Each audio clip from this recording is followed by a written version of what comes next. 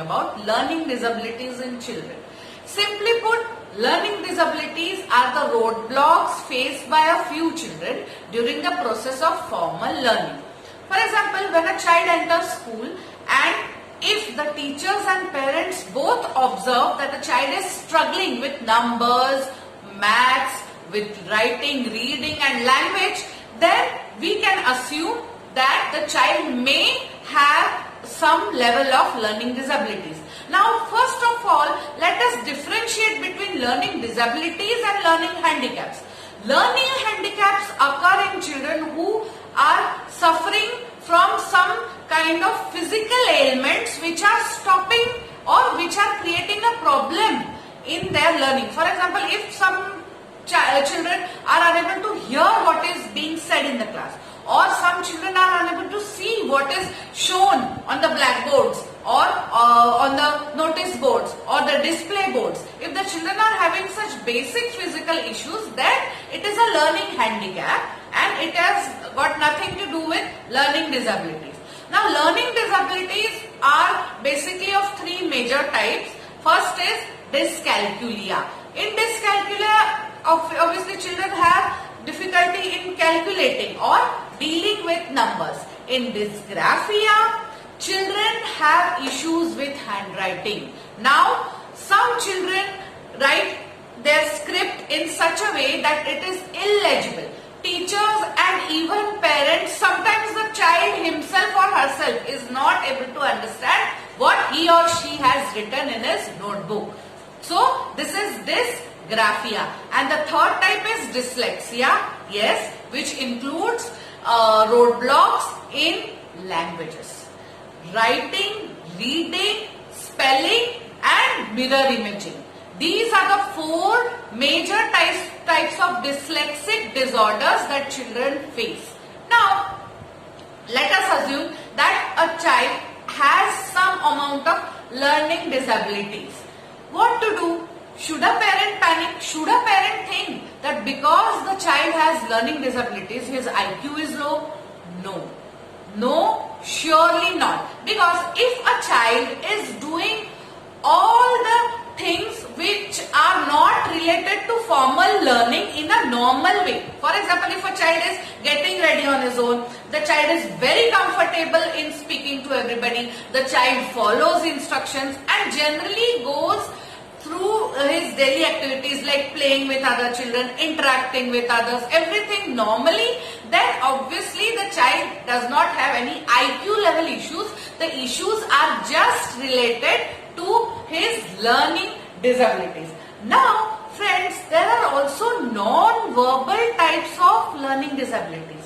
Yes, when a child or a person, in fact, is unable to understand the facial expressions or the body language of others, such kind of learning disability is non-verbal learning disability. For example, not even in children, you may observe some adults that they are unable to understand how your feelings or your expressions. If you are angry and you don't say anything, you just stare at somebody, or maybe you are very happy and you are trying to express your emotions, but the person sitting in front of you or the person who is with you is totally clueless about your body language or your expression. Now such people, they are also having some kind of non-verbal learning disabilities. Now there is an interesting fact about learning disabilities. Many people, many adults have gone throughout their lives having these learning disabilities, but they have found ways to overcome it on their own.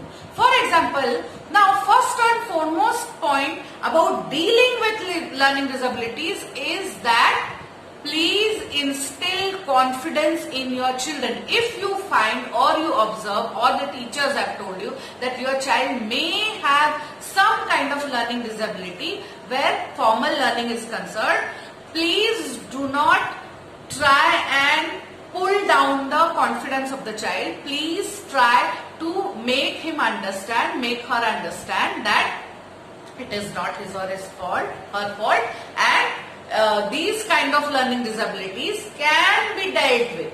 First and foremost, please be confident, make your child confident that he or she will be able to handle these learning disabilities. So second thing is, please do not label the child. Please do not put labels that the child is lazy or the child is incompetent or the child is just not fit to be schooled. No, please do not label your child. Third thing is, try to investigate. Like, try to find out what kind of learning disability your child is having. Does he have issues with reading, or does he have issues with maths, or does he have issues with writing speed or the quality of his handwriting?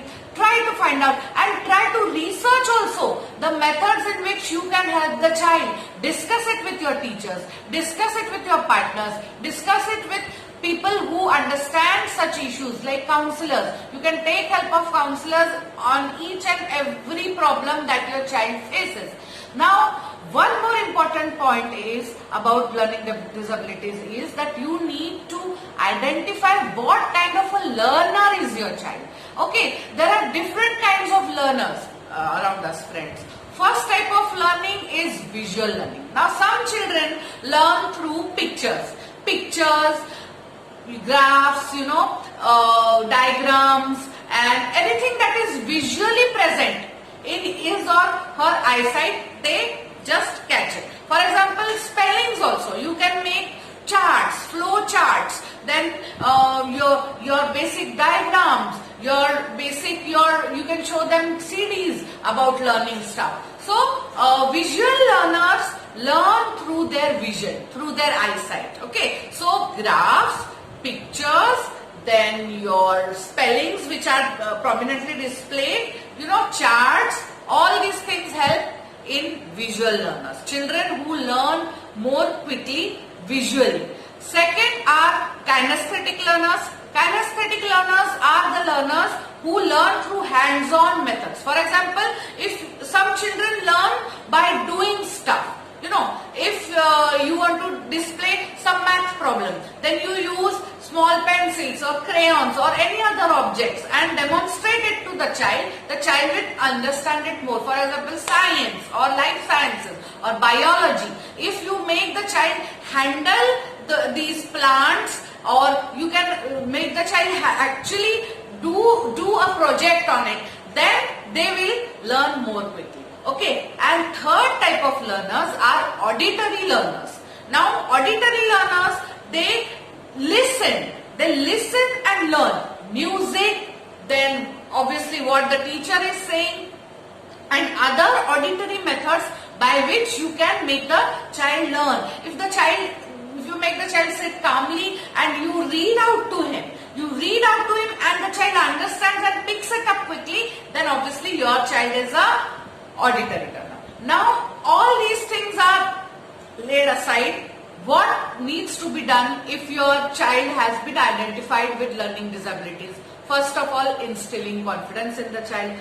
Do not spoil the self-image of the child. Secondly, have a conversation with the teachers and try to make them understand that this is a roadblock and you can work around the roadblock. Doesn't matter. Many people have faced many roadblocks in their development which has not really hampered their later on life. So, your third goal must be look at the big picture.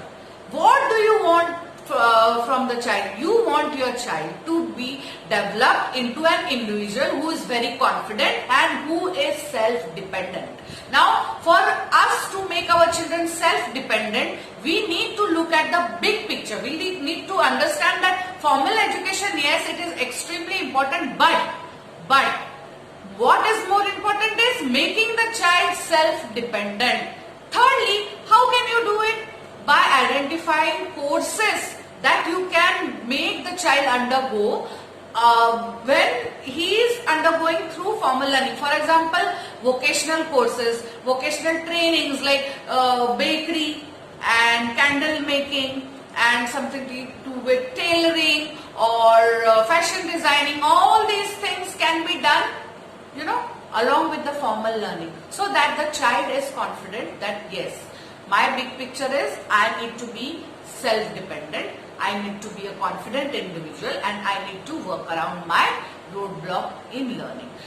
One more important thing I want to talk to you about is IEP, Individual Educational Plan. Now, each and every school is aware about individual educational plan for children who face such learning disabilities. For example, some children who are really facing some issues with maths or languages, they can opt for such a learning method which involves very less or none at all the subjects that they are facing difficulty with. So individual educational plans are there in CBSE.